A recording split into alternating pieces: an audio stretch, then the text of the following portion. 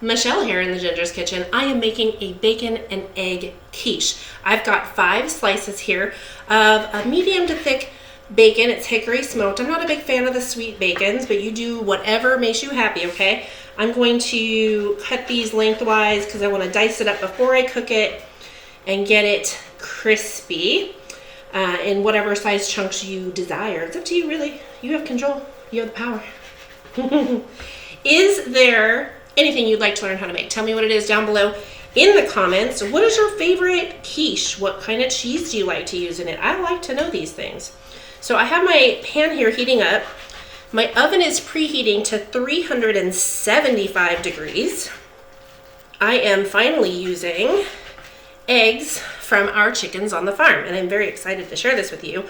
I love the eggs, but we sell most of them because we need to pay for the feed for all of the animals that we now have. So I haven't been using as many as I'd like in my own kitchen, and it's time that I do. So here we go. I'm gonna get that started. This is a shallot. I like to use shallots in this because they're a little sweeter than onion. I mean, I guess you could use a sweet onion too, but I really like the shallots for this. One of the ways that you can adapt this recipe, instead of bacon, you could use your favorite sausage. Just try and get some of the grease drained off after you cook it. Okay?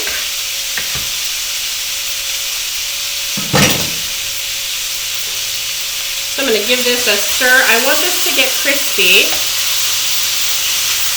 And in just a minute, I'll go ahead and add my onions to the same pan and get those cooked a little bit. You could also add to this a little bit of spinach, chopped up broccoli, some bell peppers, whatever veggies you want to add. So I'm going to set this aside while that's crisping up some and grab my bowl. My farm fresh eggs. Now these are room temperature unwashed because when chickens lay their eggs, they have a natural coating on it that protects the eggs. You only need to refrigerate them if you wash them ahead of time. And as you can see, I have a multitude of sizes and colors. The green ones are my favorite. I'd really like to get one of those chickens that do the dark olive color. It's a very dark green. And the beautiful blue. Look at that egg yolk color.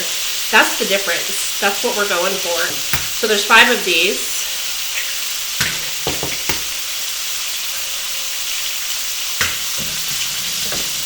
I'm going to give this a quick stir. We're just going to keep an eye on it. I'm going to go ahead and toss in my onion and stir that in.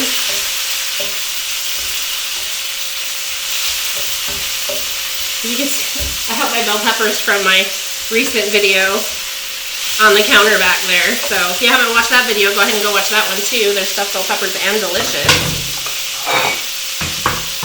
So I want to take these, I'm just going to break the yolks. I'm going to go ahead and add my seasonings. I have a 4 teaspoon of pepper. I have a half a teaspoon of salt, that's pink Himalayan salt, and then a half teaspoon of dill. If you're doing the sausage instead of the bacon, I might leave out the dill simply because it'll probably overpower the dill flavor anyway, to some extent. But I like dill in my eggs. 1 cup heavy cream.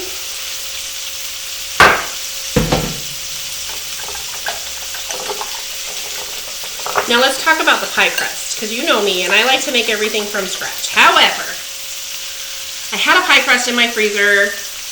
I tend to keep them on hand just in case, you know, Thanksgiving I get behind, I don't have time, whatever it is.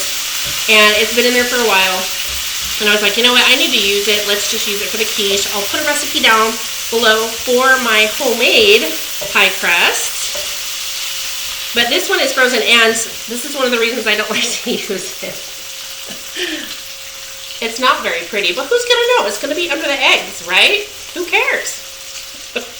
Sometimes it's not about the look, it's about how it tastes. So as it kind of falls apart, I'm just pressing it down, so hopefully it makes something that resembles a whole crust on the bottom. We get what we get, though. I'm going to keep this going. I do want to strain some of the fat out of this before I put it in my quiche. So what I'm going to do is take my egg mixture and pour it in there. I have about 1.5 cups of cheese here. I go over, the recipe says 1 cup. It is a little flexible. I love cheese, and I went light on my bell peppers, and so I'm going heavy to make up for it, apparently, on this recipe. So I'm just gonna take my cheese. I have a mixture here. There's some cheddar, some colby, and some mozzarella. And I'm gonna put that in there, like so, about half of it.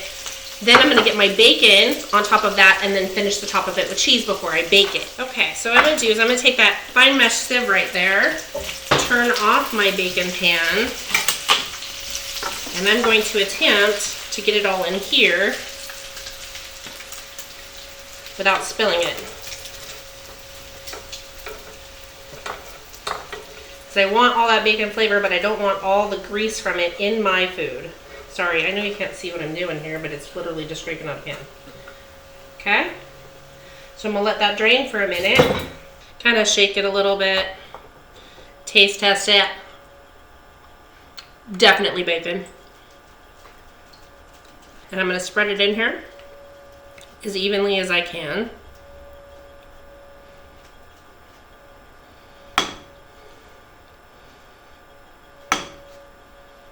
Okay. I'm going to set that aside to cool somewhere else. Then I'm going to take the rest of my cheese and sprinkle it on the top. And I'm going to gently kind of press. You don't have to do that, but I like to get it kind of all in there. Up next, I just need to bake it. I'm going to bake it at 375 for 35 to 40 minutes. Quiche is out of the oven, but it's too hot to cut up, so I'm going to go do a few things, come back, we'll slice it open and take a look. The quiche is completely cooled off. I'm ready to slice it open and see what we've got.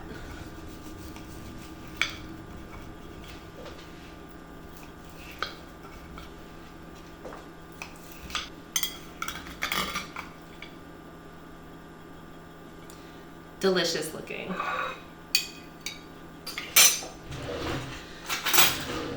Forgot to get out a fork. Here we go.